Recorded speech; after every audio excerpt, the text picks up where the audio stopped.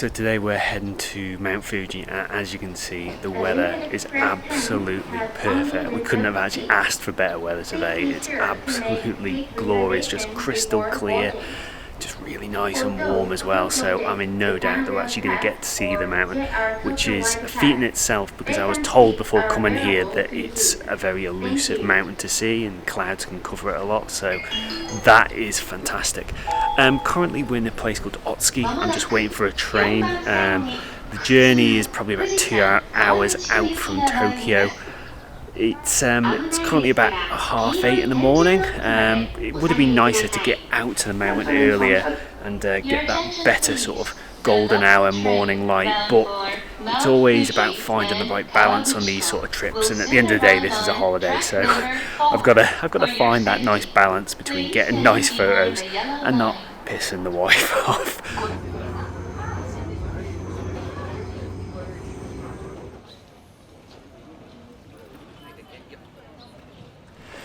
We've just arrived in Kawaguchiko, and first impressions of Mount Fuji are incredible. It looks exactly how I dreamed it to be. The snow cap on it looks absolutely pristine, and in these clear conditions today it just looks fantastic, and it looks enormous as well, so much bigger than I ever realised it is. So we're just walking to the Ropeway, which is like a cable car in Kawaguchiko that goes up to like a viewpoint, which should give us a good starting point to see this incredible place.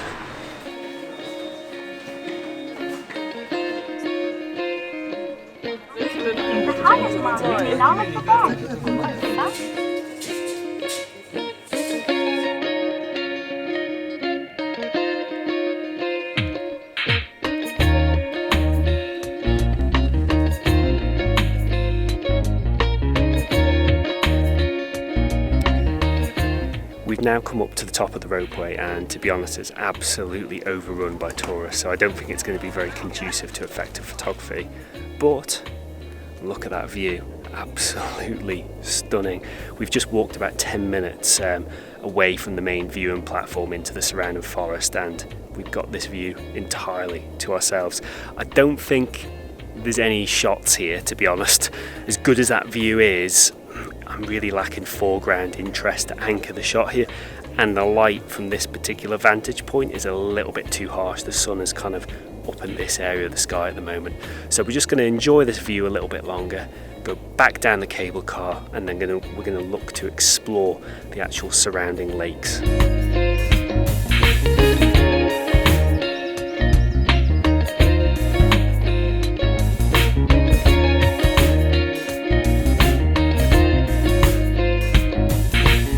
We're now down from the cable car, and I think we timed that pretty well because there's like a billion people queuing to go up it now. We're just going to go and grab a spot at lunch, then we're going to rent some bikes and try and find some more secluded spots around the lake shore here where we can take in this beauty and hopefully secure a few images.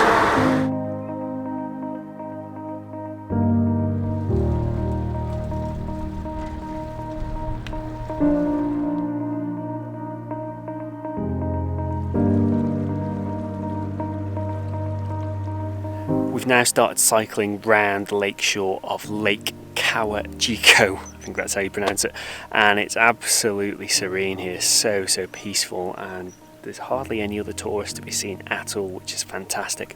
But photography wise it's still lacking. The light is far too harsh at the moment, so I'm gonna have to just wait that little bit longer in order to get shooting here. I think it's currently 1:30, so I reckon by about 3 o'clock that's when the light will start to actually work its magic here, and we can actually get some compositions going.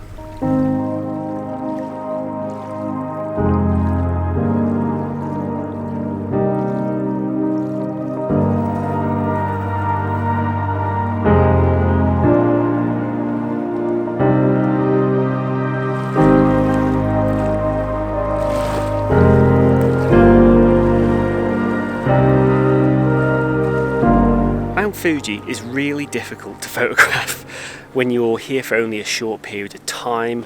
You don't know the local photographic best spots and locations. You're not here when the light is at its best. You can't possibly expect to get top quality results, and that's what I'm finding today. Every composition that I line up just doesn't quite sit right with me, and I think there's a tendency to try and be too clever with the compositions, to try too hard to try and find something unique, and honestly, I think that's the trap that I'm falling into. So I have found something a lot simpler, and you can see the mountain just behind me there. It still looks magnificent. It's still very clear, although we're starting to get some wispy sort of cloud formations in the sky, which I think adds a bit of interest, if anything. You can see the camera is set up just here, and what I'm interested in is this bed of reeds here. This is providing the foreground I need, and it's a nice golden kind of orange colour, and it contrasts beautifully with the blue of the lake. So I'm creating layers throughout this shot essentially. The first layer is the reeds, the second layer is the lake, and the third layer is the mountain. Oh, and the fourth layer is the sky. So it's effectively there's 4 layers through this shot, and I think it works quite nicely. Settings wise for this shot, I'm shooting at about 40th of a second, f11, ISO 64 at about 70mm. I've also got the circular polariser on the front to punch out the contrast in the scene and bring the blues out of that sky a little bit more. And I've also popped on a soft edge 2-stop Grad filter as well, because there's quite a bit of haze on that mountain, and without the Grad filter the mountain just feels like it's overexposing slightly, so popping that Grad filter on gives a nicer balance right across the scene.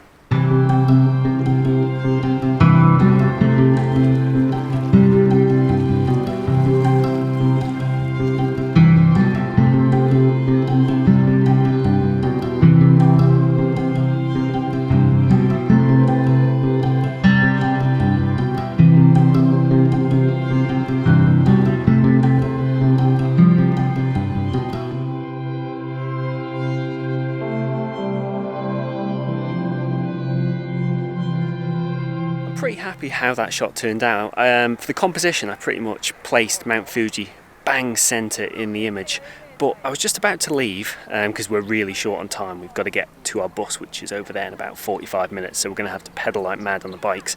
But I literally just spotted another composition, and I actually think a panoramic crop with Fuji kind of off centre to the left could work pretty well here. So pretty much in exactly the same position. You can see the camera just there.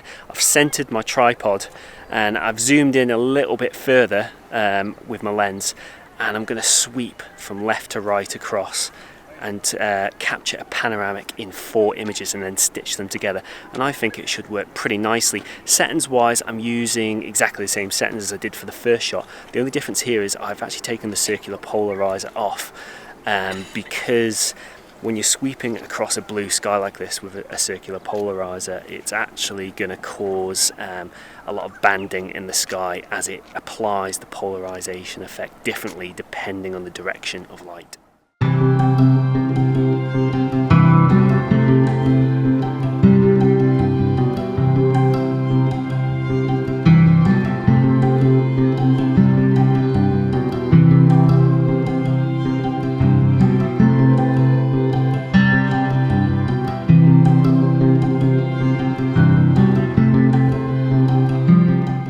Back in my hotel room in Shinjuku, my little box hotel room. You couldn't even swing a cat in here.